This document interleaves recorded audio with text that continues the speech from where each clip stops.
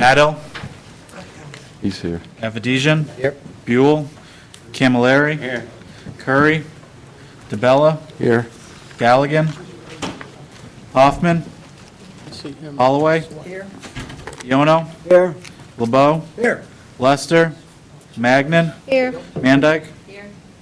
Murata, Osgood, Payne, Here. Patel, Salemi, Here. Solomonides, Sweezy, Here. Taylor, Here. Torres, Vecino, Carrier. We have a quorum. Pledge of allegiance, please, stand.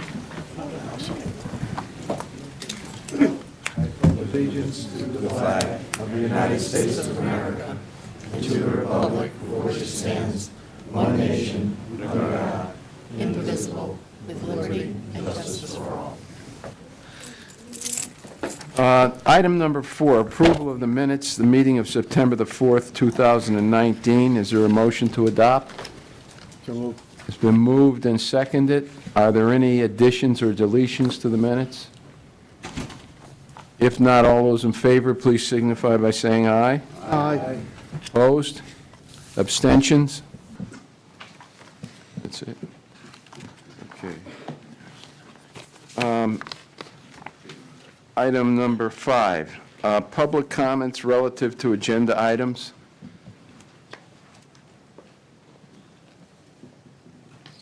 Okay. Report from the district chairman. One issue is a proclamation on the passing of Commissioner Frank L. Aida. If we could have a moment of silence.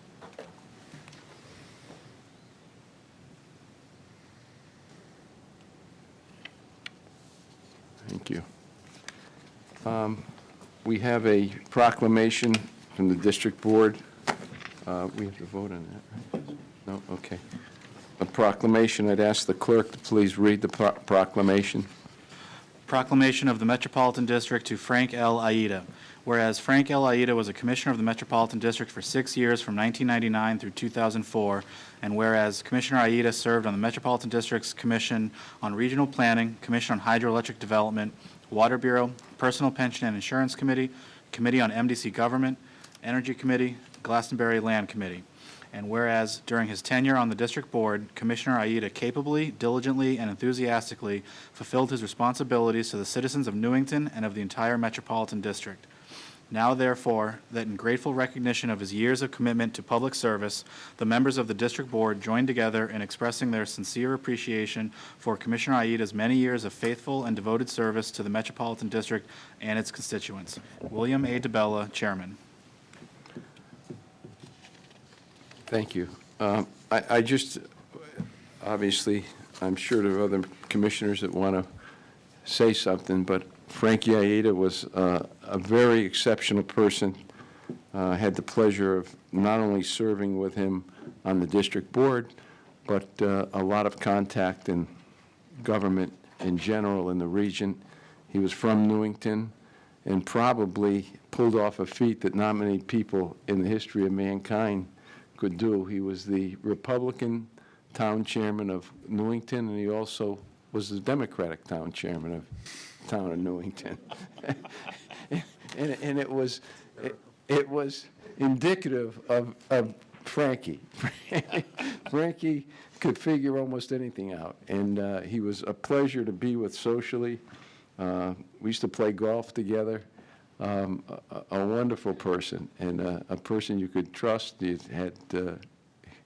He was a guy, when he shook your hand, you didn't have to worry about anything. There was no contract with Frankie. But make sure you keep the contract. So he was really a wonderful person, and he was committed. In the 6 years he served on the board, he did a great job. So it's really unfortunate in his passing, but he had a very colorful past in politics in the greater Hartford area. A good businessman, had his own business, ran it very well, and he was just a great person, and I was happy and proud to call Frankie a friend. Buddy? Mr. Chair, I'd just like to say I had the opportunity to know Frank for over 25 years. And I would say that with respect to his service here at the Metropolitan District Commission, that Frank was, his service as a commissioner would say that he was always candid. I would do, that would be a word that I would use. It was, An his understatement. remarks were always candid, and you never had to guess where Frank stood on anything. And as you said, Mr. Chairman, a commitment from Frank, you could take to the bank or anywhere else you wanted to take it, that commitment wasn't going to change. So it was a great honor and pleasure to serve with him here. It was also great to have Frank as a friend. So thank you for doing the citation. I think his family will appreciate it, so thank you.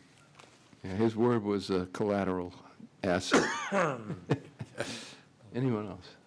Commissioner I have Patel? known him for 35 years.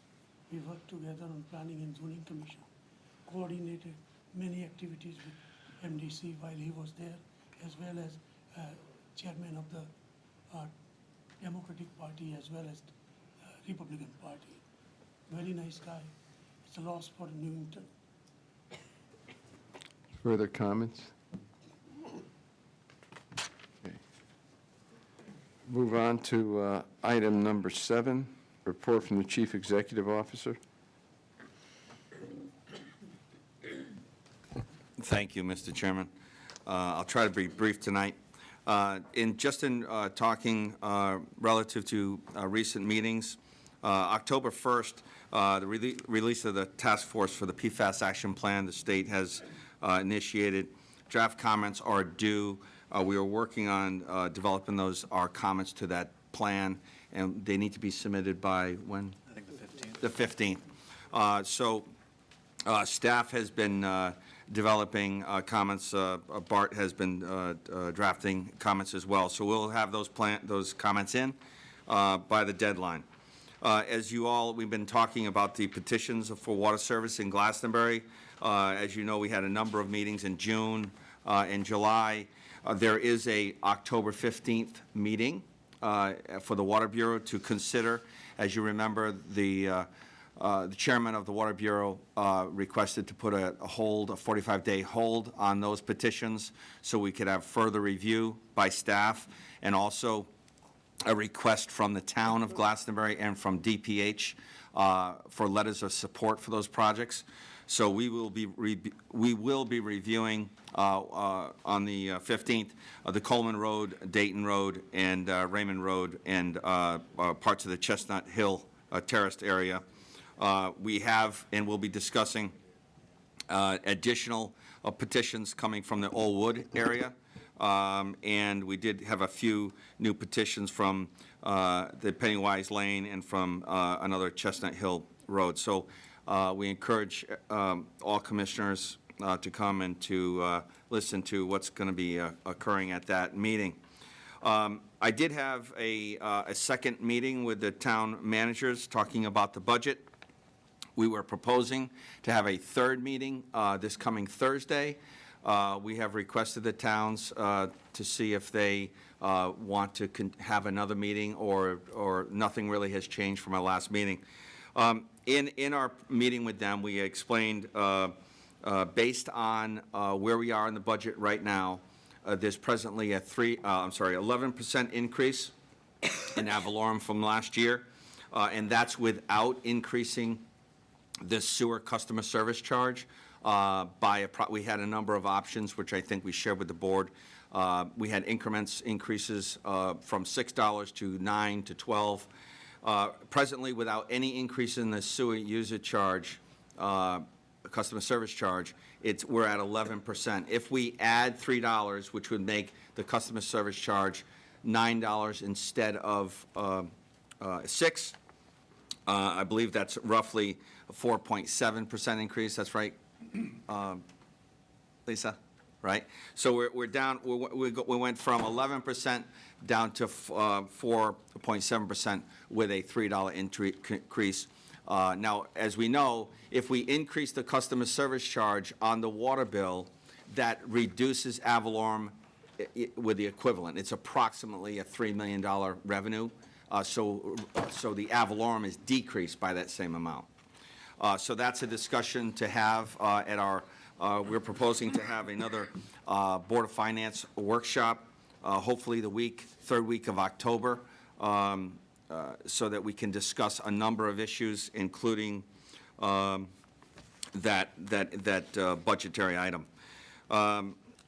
In terms of, just in our discussions with the town managers, there was a number of things that we talked about, but the one thing that I tried to express the importance of and the timeliness of is that we did have a couple of towns, Weathersfield and West Hartford, that did not support the integrated plan, so we encouraged them to call DEEP to write another letter to support them, support the integrated plan. The important part is, if we don't get the approval of the integrated plan, this year we're actually budgeting for items like CMOM projects and projects that would have been built or included in the integrated plan, but because we don't have an approval, and the longer we don't have an approval, more and more clean water projects will be paid for by ad valorem. So that's not good for the towns. So I stressed that with the town managers. Also, talking about stormwater projects. Most of our towns, stormwater is very important to them, and the stormwater projects impacts our work. So like towns like West Hartford, we were very adamant to say integrated planning is very important, because if we come in and we are doing a clean water project and we excavate the road is already excavated. And the town can put their infrastructure in the road when we're excavating, so we're digging once. If the integrated plan doesn't get approved and we have a lag in any construction activity, the towns will wind up having to do that work 100% by themselves. So they're digging up the road without the MDC support. So that's really important. We also have to have a discussion about, given the integrated plan clean water surcharge, we need to talk at the Board of Finance workshop as to, do we freeze that this year? Right now, it's $4.10 per CCF based on water consumption. Do we, based on where we are with the approval process with the integrated plan and a referendum, we still need a third referendum, do we hold on that surcharge this year? So that's a discussion we have to have. I'm going to skip, we're going to talk about integrated planning in Bart's report. Just getting to PFAS. As most of you know, there was a tragic accident, the B-17 bomber that crashed on October 2nd. Obviously, most everyone knows there were 7 deaths in that incident. What we can say is that there were no visible signs of PFAS foam, as we had in the previous incident, reach the treatment plant at Pequannock. So that's a good thing. We don't test for PFAS, so therefore we don't know if it was diluted into a water form and it got to the plant. But what I can say is that DEEP and the airport did an outstanding job in protecting the spill response plan on site. So we give them lots of credit for that. I did participate the following day, on the 3rd, with the state agencies, a number of legislators, and ourselves, DEEP and DPH, to talk about the incident. And the one thing that we are assured of is that they were confident that no foam reached our sewer. And so we appreciate that, and like I said, they did an excellent job. The only question would be if any liquid reached the plant with PFAS in it. We didn't test for it. We're not required to test for it. The state didn't test for it. So we can't guarantee that no PFAS reached the plant. The one thing we need to think about, and the PFAS is an example, we have an agreement, a sewer agreement with East Granby and with the airport. And that contract expired in 2008. And since 2008, we've actually been working diligently for a number of years trying to get a new agreement. We have a discussion with the airport regarding groundwater discharge similar to the landfill, similar to the Pratt & Whitney. They are balking at that. They are discharging groundwater and glycol mixture to our sewer system, and our position is that is a contaminated groundwater that fits our permitting charge. So we're having those discussions, but something we need to think about is when we developed the clean water surcharge, it was for member towns because you have to be a member town to have sewer and water. But East Granby and the airport is different. East Granby and the airport, by contract, which expired in 2008, we're providing them with water service. So there's about 500 customers in East Granby, and there's obviously the airport. So those customers in East Granby and the airport receive water. They receive water. The airport receives water from the Connecticut Water. They have an emergency connection to our system in case of an emergency, and East Granby has both water and sewer for those 500 customers. So the question becomes, we have this PFAS issue now. The PFAS by Congress is incorporated into the Clean Water Act. There's going to be new legislation the state passes. There might be a consideration to revisit whether or not and who pays for the clean water surcharge as it relates to East Granby and or the airport. So that's a much bigger discussion, but it's something we need to think about. And then I'm going to say that would be the SUI user Avalorum work group. We have been meeting. We did get comments from the towns.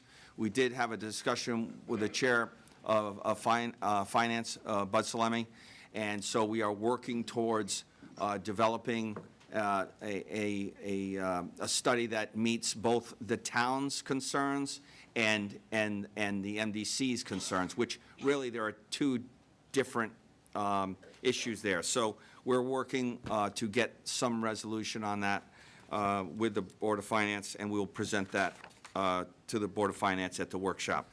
And then that would be it for my report, Mr. Chairman. Are there any questions? Buddy?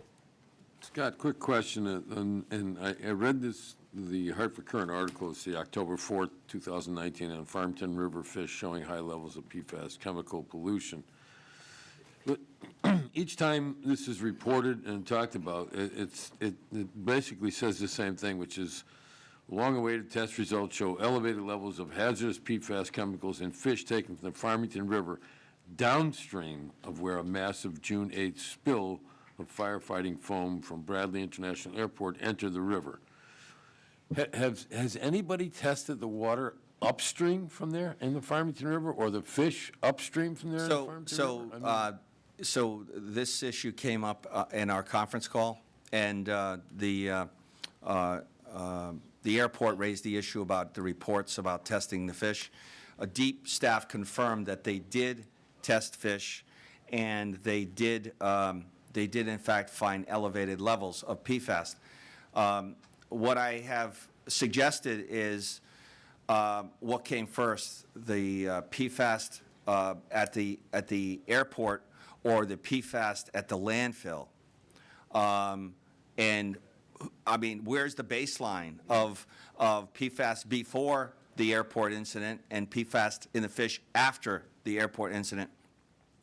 The landfill has been in operation for, I'm sure there's been other PFAS discharges at the airport, right, over the years, whether we knew about it or not. But the landfills, per deep staff has said the number one source of PFAS is landfills. So where's the baseline? Fish swim upstream. The only thing that stops a fish is a dam. So if there's fish downstream, I'm sure they go upstream. So the point is, you can test the fish in different locations, but that fish is moving around, right? So, The Rainbow, where's the Rainbow Dam? Is it above our discharge point or below? I don't remember, so. I'm sorry. The Rainbow Dam. Farmington. Chris, where's the dam? It's upstream of Pequannock, right? Okay, so it doesn't seem like the fish, because the fish ladder's not built there, but I Right. mean, it doesn't seem like the fish are going to get past that. But my point was, there are at least 8 other sewage treatment plants Right. upstream of the MDC's plant. Right. So my question was, have any of those discharged PFAS into the Farmington we River? don't know. You know, and Yeah, they haven't tested, and there's no requirement to so they test. haven't. That's my Right. question. Or they have not. We do tested. know the test results from DEEP of what the landfill is discharging to us. We don't know what discharge of PFAS is coming and leaching through the dike system into the Connecticut River. We have no understanding at this point of what that magnitude is. So there's a lot of questions about PFAS and how it's getting into the river.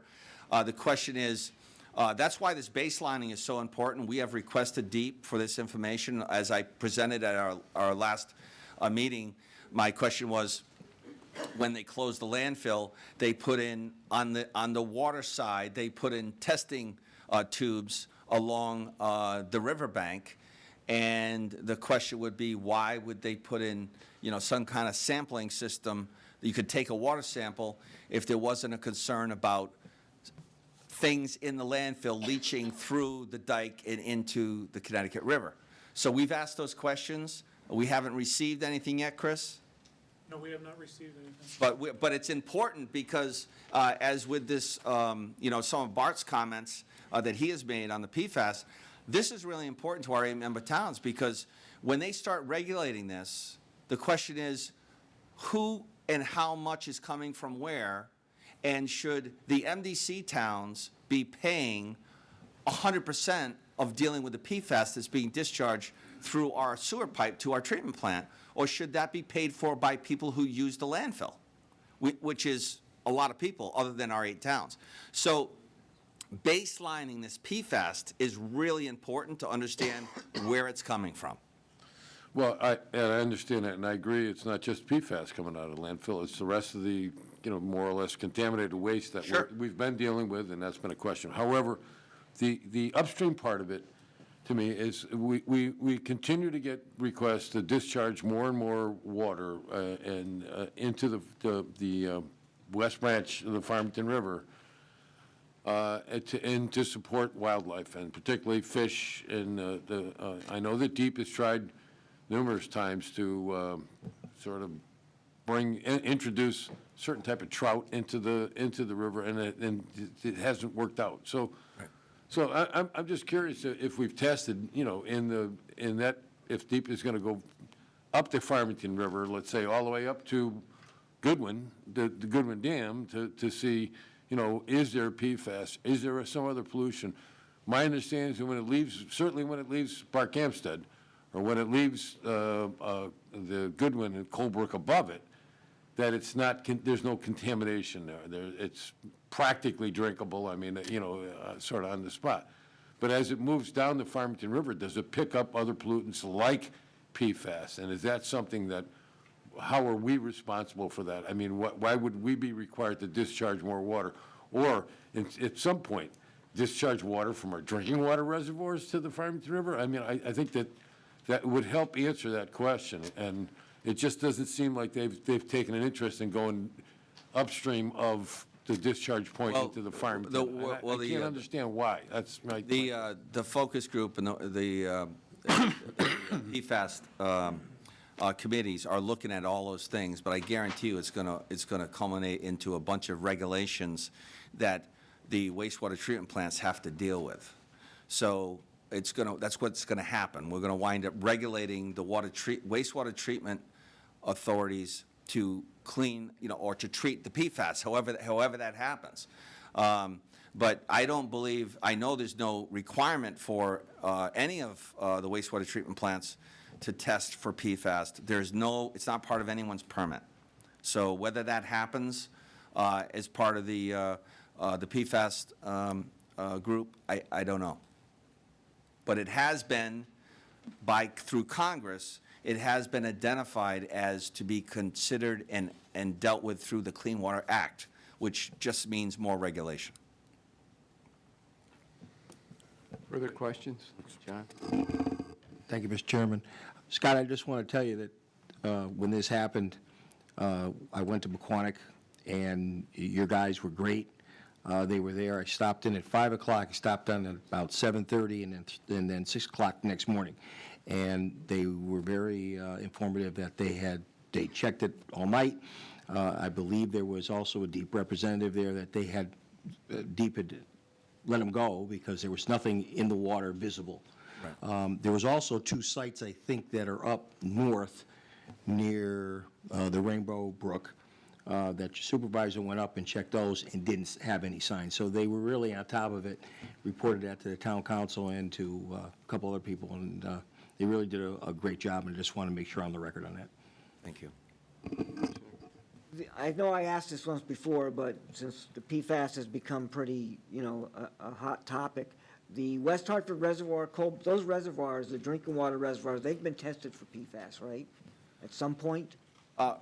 So as we talked about in the past, the MDC water source we're only one of, I think Rhode Island is the other state, which there is no, in our watershed, there is no wastewater discharge to our watershed or our tributaries to our watershed. So the only way there would be PFAS in our water would be through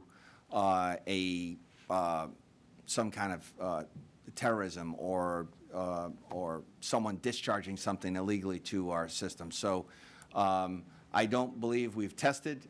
Do we test, Susan, for PFAS? It's not required as part of our, but there's no, it's a contaminant that would come from a sewer discharge or a spill. Okay. And our spill prevention plans are, if a car reams off the road in the middle of the summer or winter, we follow a very strict spill prevention plan with DEEP and our own staff to boom.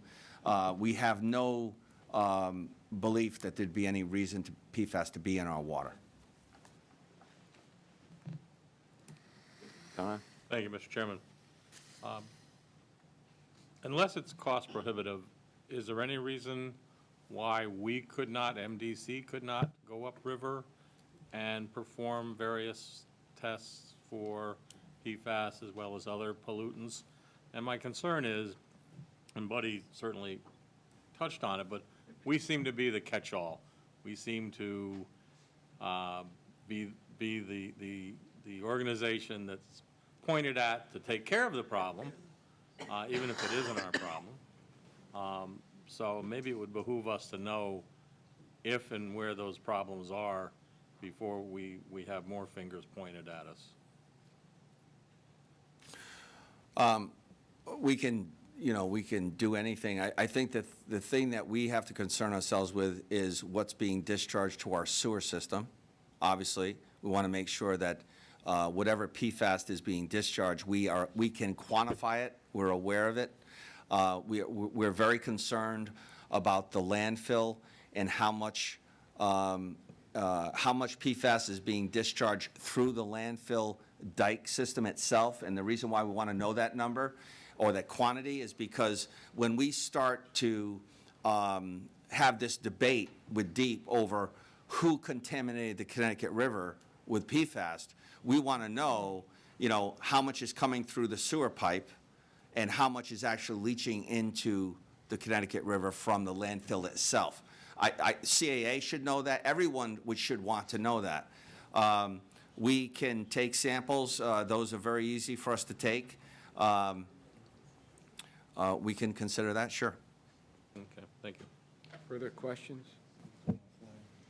If not, can we move on to item number 8, report from the district council?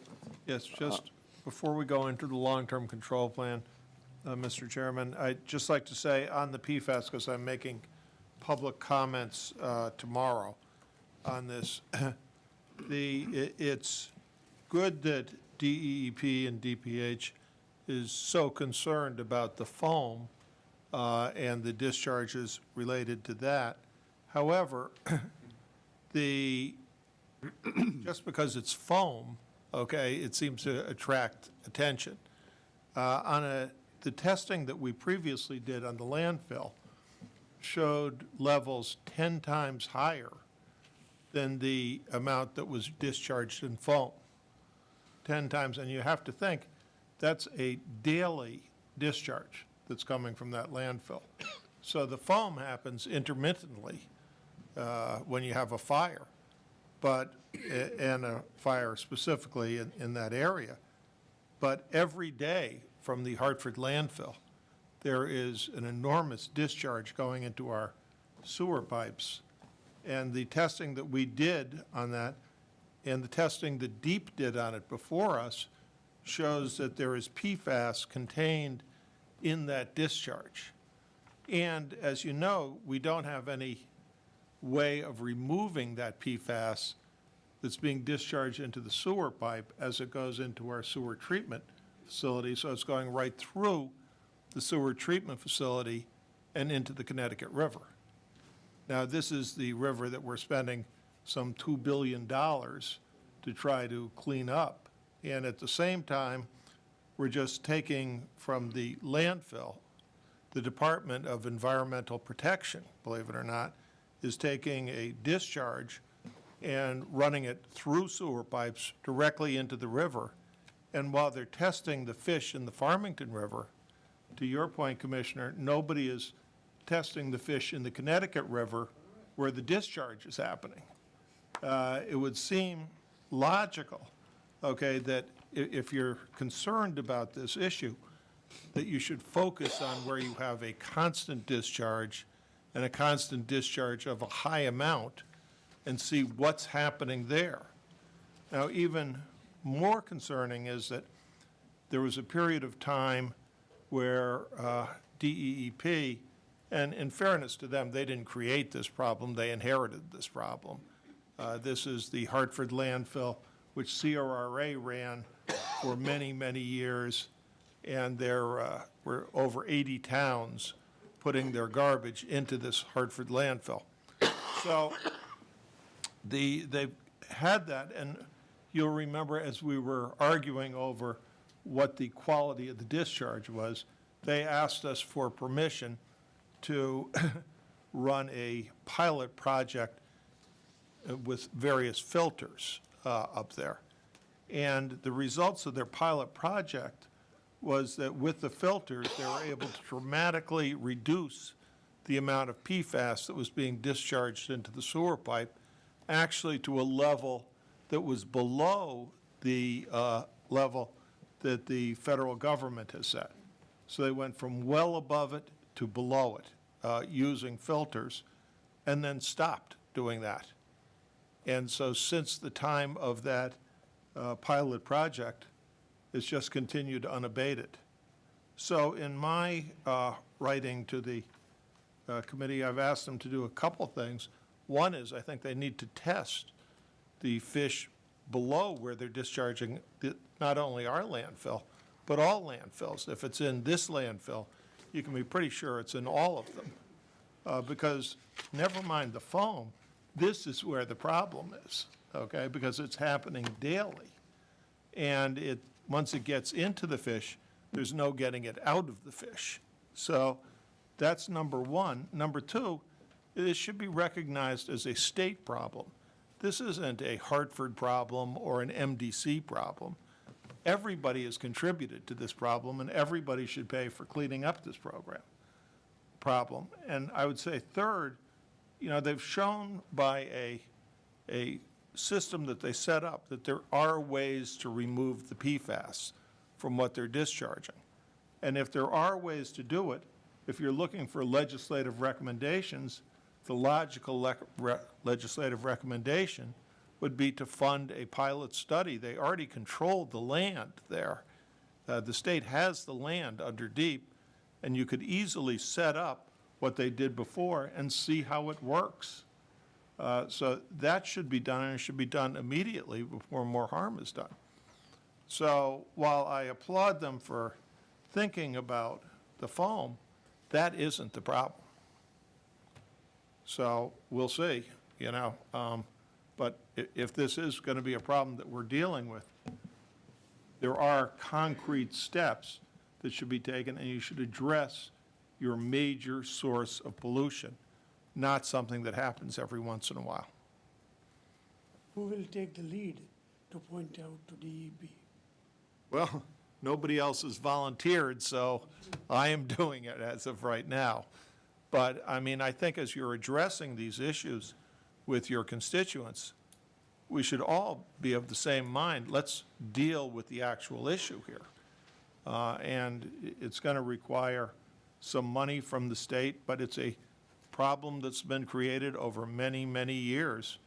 And to the point where it's a significant problem, you know, they're saying don't eat the fish from the Farmington.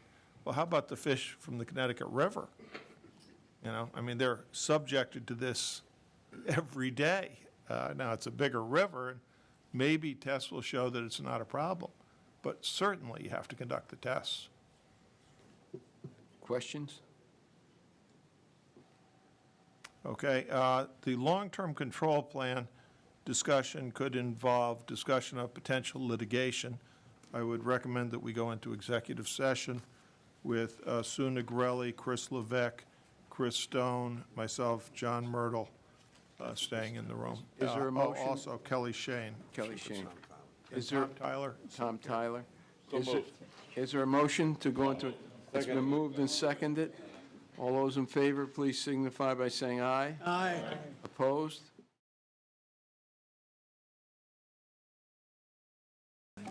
Nine, Board of Finance consideration and potential action regarding A. Can we take these together? A, approval of State of Connecticut financing CWF 691-C, and B, for State of Connecticut financing CWF 657 CD1. Is there a motion to adopt? So moved, Mr. Chairman. Moved and seconded. Second. Discussion. Mr. Chairman, these were both approved unanimously at the Board of Finance this evening. All those in favor, please signify by saying aye. Aye. Opposed? I'm sorry, there was a C there. Item C, capital improvement project closeouts, recommend action, receive the report, and adopt a resolution. Is there a motion to So adopt? moved, Mr. Chairman. Moved and seconded. Buddy? Yeah, Mr. Chairman, this also passed unanimously, but I'd like the staff to just explain, just really brief, why closing this out, what this does for us with respect to our borrowing capacity. So when we close these out, what happens with our borrowing? Hi, these projects are closed out. These funds that are remaining will release the bonds, or we did not sell the bonds, so that will increase our bonding authority going forward. And this is a result of business transformation. That's why numerous projects are being closed out or canceled. Okay. That's just an explanation of, we're actually going to, if you look at the totals, did we pass out the? Yeah, we reduced the Yeah, so, number of projects outstanding. right. Is there any Considerable further- amount of funding, so. Is there any further discussion? If not, all those in favor, please signify by saying aye. Aye. Opposed? Item 10, Personnel, Pension, and Insurance Committee consideration and potential action regarding, we have to take these individually? Oh, yeah. Yeah. A, one-time retirement pension payment. Is there a motion? Al? So moved. It's been moved and seconded. Is there discussion? Chairman, Al? this was passed in PP&I. Ray really had this up because he was chairman of the pension. Commissioner, is your microphone on? I'm sorry. So I'm going to let Ray and Mr. Zeig take the lead on this. Okay, go ahead. Ray? Well, real quick, on May 6th of this year, James McCarthy, the chairman of the MDC Retirees Association. That's what he writes in his title, anyway. He said since 1998, the retirees have not had any COLA or any increases in their pension. We have 47 individuals that are over 90 years old. We have actually 3 that are 99 years old. Their pensions are $353 a month, $150 a month, $413 a month. Their pensions are small, so I looked at this with staff and PP&I over the last 5-6 months, and we've come up with a plan to give a one-time payment to retirees that retired before 1993 that get a pension of less than $2,600 a month, a 25% one-time annual pension benefit, and then a 10% current gross annual pension benefit for retirees that retired after March 1st, 2007. It would be approximately a little over 100 employees, Yeah, former retirees. between the two groups, yeah. In the two groups, and the total cost would be $271,533. It would cost the pension fund approximately $20,000 in the first year, and it would go up to $2,037, up to $37,000 in the last year to recoup this money. This money will come out of the pension fund, which we are very well funded compared to the state of Connecticut and others, and a lot of our municipalities. So we're in good shape. We just thought we value our employees, PP&I, and our former retirees. And like I say, some of these people, 47 of them are over 90 years old, and their pensions are, $3,000, $4,000 a year. So if you get a $4,000 pension, we give you a 25 one-time bonus, it's $1,000. So they've been asking for this year after year. We did it once before in 1998. Yep.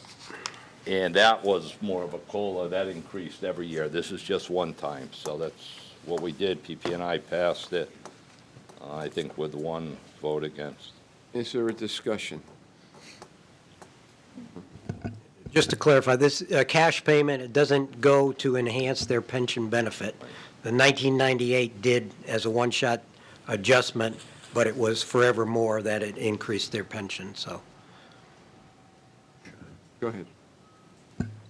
I attended the PP&I meeting earlier this afternoon, and I'd like to make a couple of comments for consideration when the full commission votes on this. One is that I was stated this money is going to come out of our pension fund. Our pension fund is only 80% funded. And I believe we have about a 20-year plan to get back to 100% funded. So this is going to make it more difficult to get to 100%. It's going to possibly delay it. It's a one-time payment of $271,000, but over the course of the repayment and the lost income from that property, from that money, it's going to cost $504,000 over the 20-year period. In the first group, the upper limit for the pension is $31,000. A 25% payment would be close to $8,000. Our pension has no COLA, but that was part of the negotiating process with the unions when we determined salaries and other benefits. Our pension negotiations are closed until 2025, so it's not as if we need to do this to help us with negotiations with our current employees. In essence, as I see it, this is a gift to retired employees, and if the commission feels that that's appropriate, I would suggest that we fund it out of our savings from the bonding as opposed to taking it out of our pension fund, which is underfunded. I'd also suggest that we cap the amount that we're going to give to any one pensioner, pick a number, say $2,000 versus potentially $8,000 for one of the persons in the first group. I think it sets a bad precedent for how we handle our pension. Our pension is negotiated with our employees. It's part of our labor agreement. Doing one-time increases to it on an ad hoc basis, I don't think is a good practice, particularly in the financial shape that the MDC is currently in, where we also talked at our Finance Committee about having to increase our OPEB funding by about $400,000. We've also talked about having to reduce the reinvestment rate in our pensions, which is going to increase that contribution as well. We should not be taking an action that reduces our pension funding and costs us an extra $500,000 over the coming year. Thank you. Don? Thank you, Mr. Chairman. Excuse me. I voted against this in PPI, not because these retirees need relief, they do. I believe, along with what was just stated, that it's poor policy. To wait 21 years before we review and provide relief, I think is wrong. I would rather see MDC review this issue every 3 to 5 years and come back with recommendations to PPI. Now, the recommendation may be do nothing. It may be give relief to a very small group, those people who have been on the retiree rolls for 40 years, which I guess is possible, and certainly with no cost of living for those 40 years are lagging far behind in terms of what their dollars are worth. So the policy itself is my issue, and I would hope that we would take a look at addressing those most in need much sooner than 21 years. Further discussion? Not? Yeah. All those in favor, please signify by saying aye. Aye. Opposed? Opposed. Okay. Item number B, retiree life insurance, recommended action, receive the report and adopt the resolution. Is there a motion? It's been moved and seconded. Ray? Or was it, I'm sorry, this is Al. Yes, this was passed unanimously in PP&I. This will affect pretty close to, I think we said, well, was it about $300,000 in savings? $350,000 a year in savings Savings. if everybody accepts it. Accepts this. It's a 4-year payback. It's a 4-year deal. Mr. Zeich, do you want to? All right, so with our coalition bargaining with our 3 affiliated groups of ASME, we created the model. There's 2 parts of life insurance when you're an active employee and you're represented by one of these 3 bargaining units. The base amount is entirely paid for by the district, and then there's a optional, at your own option, you can take additional to $50,000 between the two sources. When you retire, we cut the face value in half. So in our recent negotiation, we bought out the base amount, $5,000 for people that retired after July of 2018. We paid them $6,000. So we're incorporating the same model. This is a group life insurance administration. There's approximately 420 existing retirees that we would make this option, and it's conditioned upon the optional. If they have any optional, they agree to either waive the coverage entirely or to pick up the cost of the optional at the true group rate. Right now, they're contributing every month a meager amount, but the true cost of that, just because they're now named retirees, is essentially 5 times what they were paying as active employees. So in true value, somebody with both a base amount and an optional, the cost of the premiums being 5 times more, if they live 15 years or longer, we're going to surpass the benefit on the face value. We might as well become an insurance company and be self-insured on insurance. So all we're doing is paying another administrator, undercarrier to write that up and pay it out as they go. So we're using the same model. It's going to be arduous task to approach some of these retirees, but we're willing to take it on. It's strictly at their option, and we would pay $1,000 more than their base amount. Now, this goes back in history where some of the base amounts are only $1,000. The more recent base amounts are $5,000, and it would be all premise on that other side of the equation, that they pick up the true cost of the optional, or they can waive any further coverage under the optional. So it's a good deal for existing retirees to get that death benefit up front, and it's a better deal for the district to try to pare down future cost of OPEB. And the tax, the $1,000 is taxable, that's why we're giving the extra $1,000. So $5,000, you'd be paying income tax at whatever your rate is. Further questions? If not, all those in favor, please signify by saying aye. Aye. Opposed? Item C, pension administration by Milliman, Inc. Recommended action, receive the report and adopt the resolution. Is there a motion? So moved. Moved and seconded. Discussion? PP and I.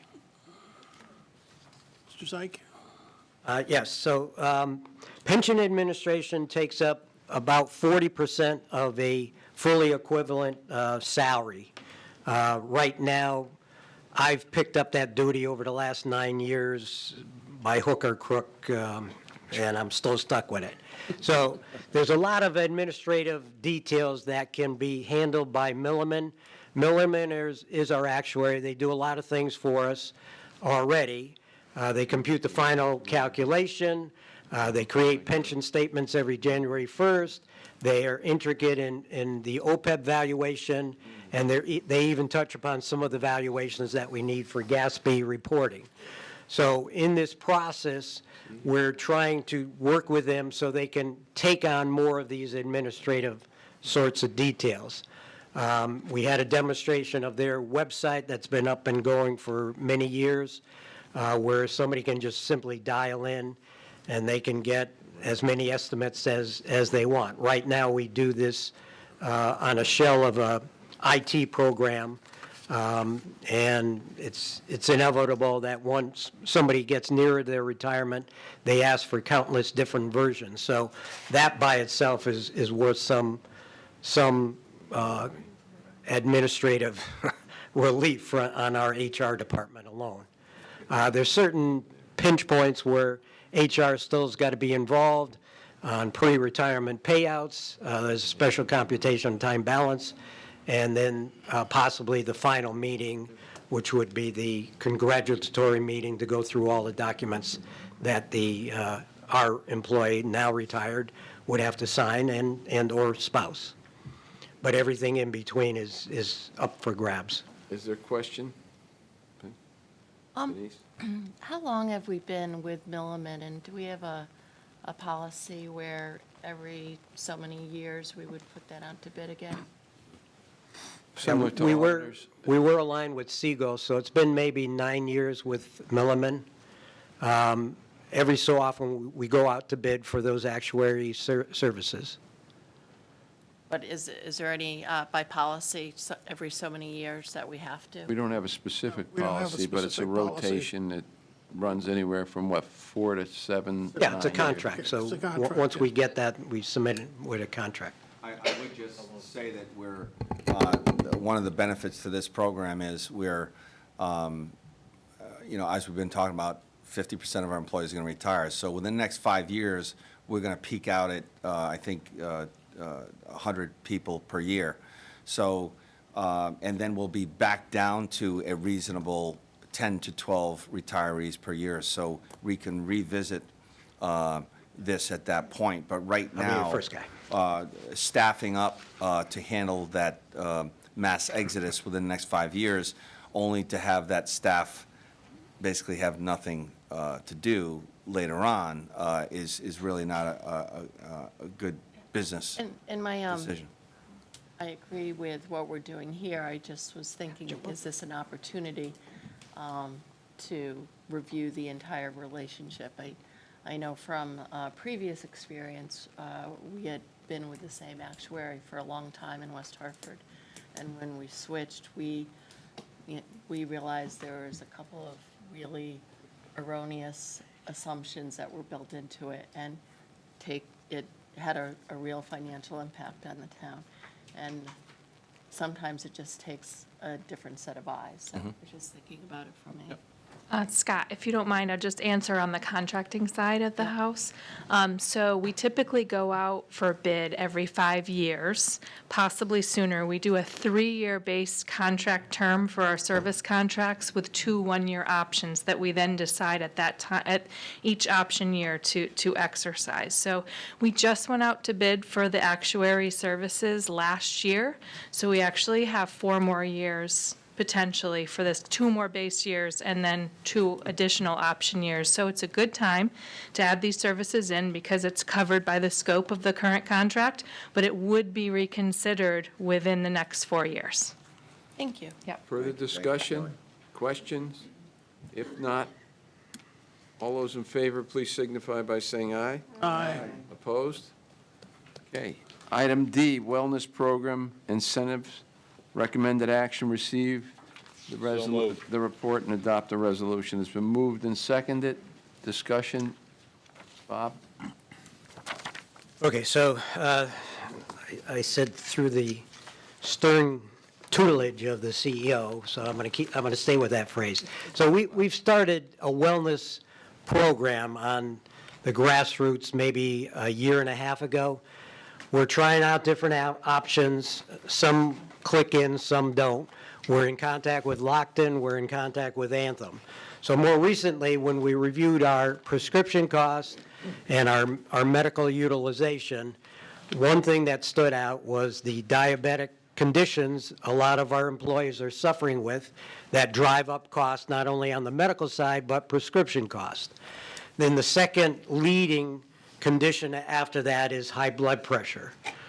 So these are a lot of maintenance and types of balance, types of prescriptions that need to be taken so that you don't go out of kilter. So Anthem, through Lockton, invited us to talk to Livongo, and they have 2 product lines that are pretty intriguing. One, to address the diabetes condition, is an automatic feeding of that sample into a professional that will read the results, and if it's out of kilter, they have the ability to immediately call back the employee on that mechanism. So it keeps them in line. They'll ask a lot of questions, and what are you going through, any high-stress situations, and the whole intention is to work with that individual to even out their metabolic rate and not to have any high peaks or low valleys. So that's on the diabetes side, and then a similar mechanism for high blood pressure. It's a nominal cost of $67 per mechanism, and we're, again, excited to try to unfold that. If it's approved, starting this open enrollment, it'll be optional on the part of the employee. The selling point for the employee is if they have a diabetic condition, these strips that they have to take and use every day, 3-4 strips a day, are costly, so they would get that through this program cost-free. So this is another idea of doing something currently to help lower the cost, not only for this year, next year, but for future years. And in that process, hopefully, we give a better standing to people that have this condition, how to deal with it effectively, so when they retire, they're into that mindset. Bob, I think it's important that the board should realize that if you look at our prescription costs for diabetes and high blood pressure, we're talking about roughly $3 million a year. So that essentially, even if we have that, we're down $1.5 million. So I think that this is one of these things that if we can work this program and lower those costs, there's going to be a significant impact. because medical costs are really a substantial part of our budget that we have to contend with. And we're not arguing about that. I mean, if our employees need it, we're not saying that they don't deserve it, but we think that there are some things that we can do to help them with their health, and more particularly help us, because, once again, you have to remember that we self-insure. And just to add to that, Commissioner, the reason why we focused on diabetes and high blood pressure is because that $3 million that the Commissioner mentioned is 64% of the spend on pharmaceuticals. So we've asked Anthem to focus, what can we do to deal with that crisis within our workforce? And that's when they brought Livongo to us. So we're trying to be proactive to get, to, one, save money, but also have healthier employees and ultimately healthier retirees. If I could just add, Mr. Chairman, since I've been here, and I applaud Scott for addressing this wellness issue, but since I've been here, at least 5 relatively young MDC employees have died of heart attacks, in their early 40s. Our workforce is a hardworking, rough, blue-collar group which simply needs to be educated on wellness, because it is not their natural instinct to address this issue. So anything we can do, I mean, aside from the monetary aspect of it, there's the human side of it, that you would not want to have to attend any more of these funerals. Further discussion? Gary? Just, is this the end of this discussion in terms of, are there more things we could look at, like? Yes. Yes. Yeah. I would think that. There's a whole gymnasium- program. Absolutely. Gymnasium, That's part of the wellness program. So the wellness program, Marcy has been managing this wellness program for HR, and we're constantly looking at ways to not only save money, but also to make our employees healthier. In turn, saves us money.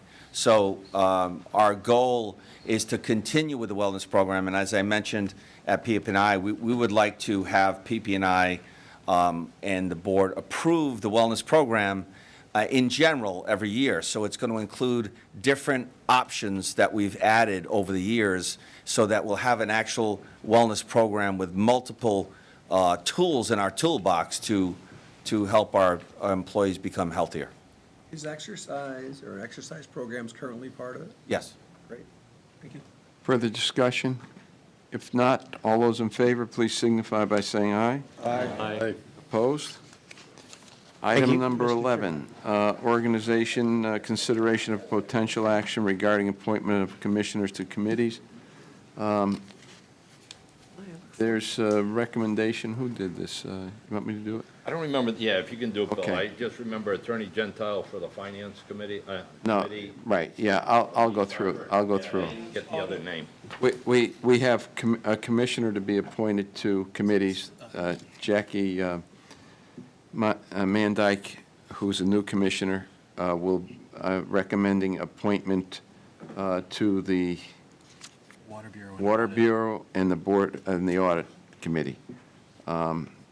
The Board of Finance, a citizen member, Joanne McCarthy Gentile from East Hartford, Connecticut, who is Vice President and Associate General Counsel at the Hartford Insurance, Hartford Finance Insurance, the Hartford Insurance Group. Those are the 3 recommendations. Is there a motion to adopt? So moved. So moved. Been moved and seconded. Discussion? Bill, I would only add that Joan is retired now, She's retired. so she can Okay. make daytime meetings too. Okay, I'm sorry, and I think the resume speaks for itself, though, so. I know. All those in favor, please signify by saying aye. Aye. Opposed? Okay, item number 12. Bureau of Public Works, acceptance of sewers built by developers permit agreements. Is there a motion to adopt? It's been moved and seconded. Discussion? All those in favor, please signify by saying aye. Aye. Opposed? Item 13, referral of petition for water service to the Water Bureau, Sharon Heights, Bloomfield. Recommended action, receive the report and adopt the resolution. Is there a motion? Move. Been moved and seconded. Discussion? All those in favor, please signify by saying aye. Aye. Opposed? 14, opportunity for general public comment.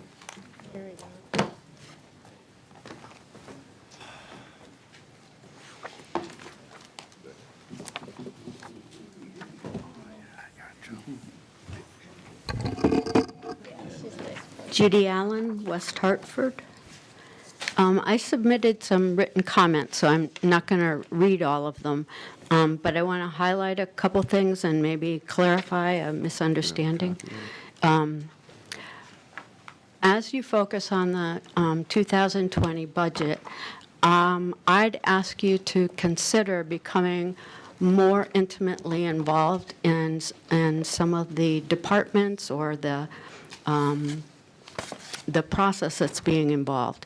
And one of the things I think is important is to take a look at how money was spent in the past to inform the decisions you make going forward. And I understand that to keep and attract talented people, you must offer competitive salaries. But this must be balanced by what the MDC can actually afford. The numbers that I came up with were from last year's budget. I have no idea what's being suggested for the coming year. But for last year, I added up the payroll increases for 10 departments that were largely the result of what was called increases, cost of living, and longevity pay. I arrived at a figure of over $1 million. For the executive office, there was an increase of $46,600. This, for a 5-employee department, is an average of $9,320 per person. Can the MDC afford this? Also want to talk about the amount of litigation and attorney activity. And I want you to consider that the MDC spent 2 years opposing the Connecticut State Water Plan. In the end, the plan was adopted without changing a single word regarding public trust or anything else. An amendment was passed to another piece of legislation stating that if there were conflicts between the plan and the law would prevail.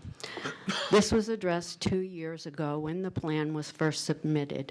The State Water Plan is a plan, not a law. It doesn't change anything legally. In other words, MDC attorneys and lobbyists spent 2 years to accomplish nothing. I also want to say a couple things real quick about PFAS, because I absolutely agree that this is a huge problem and that we need a lot of testing in a lot of places. And it's not just DEEP, it's the Department of Public Health that's involved in trying, through the governor's report, trying to come up with something that is scientific, that we can try and get a handle on just where this PFAS is, who's being impacted by it, where it comes from. If we all in this room took a blood test for PFAS, 99% of us would test positive for PFAS in our bloodstream. That's how ubiquitous this chemical has become. I think 3 minutes are, okay. One more thing. This has been handed out to you, too, so it's in your document. Not the PFAS, so one more quick thing. Okay. Several water companies in Connecticut, as part of the unregulated contaminants program, did test for PFAS a few years ago, and MDC was one of them. All the companies tested positive, but at a rate that was lower than that established that was considered not a health advisory that needed to be issued. So it's not just whether or not you have sewage happening above your reservoir. There's many contributions. Thank you for the extra time. Further comments? Okay, let's see. Commissioners, questions and comments? Chairman? Al, then Buddy. Two things very quickly, Mr. Chairman. I would hope that we would give some thought to exploring the notion of a consent calendar. I think that there are just a lot of things that we consider in committee that we probably really don't have to thrash around at the board level, and we could devote our time and effort to some much more complex issues. The other thing is, I still ask of my fellow commissioners whether or not we are appropriately capturing all of the expenses of this company with regard to how we're billing for water and other charges. It's just a concern on my part, and I would like to see us explore that and look at that very, very carefully, because we may be, in effect, spending the company without really recapturing on the expense side. So thank you. Buddy? Yes, Mr. Chairman, I'd just like to say that I attended the Connecticut River Conservancy Source to Sea cleanup again this year. It was last Saturday, and I know Commissioner Gardo was there too. And I usually spend some time trying to talk to the volunteers, because there are a lot of volunteers that come in to help clean up the thing. So did have a suggestion from one of the volunteers that just came down to help clean up. They pulled a lot of tires out of Weathersfield Cove again, and right along the shoreline. And every year we pull tires. Every time we go down there, we pull tires out of there.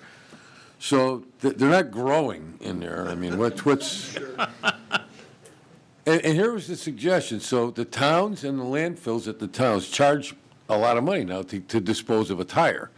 So the more you charge for those tires, the more often they're going to turn up in Weathersfield Cove. So just a suggestion that if the towns could find some way to accept these things, that maybe they wouldn't show up in everybody's backyard or in nice places like Weathersfield Cove. That was a suggestion from a volunteer. I just thought I'd pass that along. Otherwise, it was a nice day, it was fun, and we cleaned up a lot of garbage again. So It's almost like recyclables. There's no market for it. But anyway, further comments? I'm sorry. Yes, Mr. Chairman. With what Buddy said, I was there with my daughter, and we explored parts of the Weathersfield Cove that we never think we'd see, and we drove over the dike. The dike looked good, at least from what I saw, but I'd recommend to everyone, don't throw your nip bottles out the window, because that's what we found most of, all right? Or there should maybe be a bottle bill on those, because they were ubiquitous. So it's just an observation, but it was a wonderful day. Further comments? Not the appropriate motion is in order? Without objection, we stand adjourned. empty bottles, quart bottles of Sky.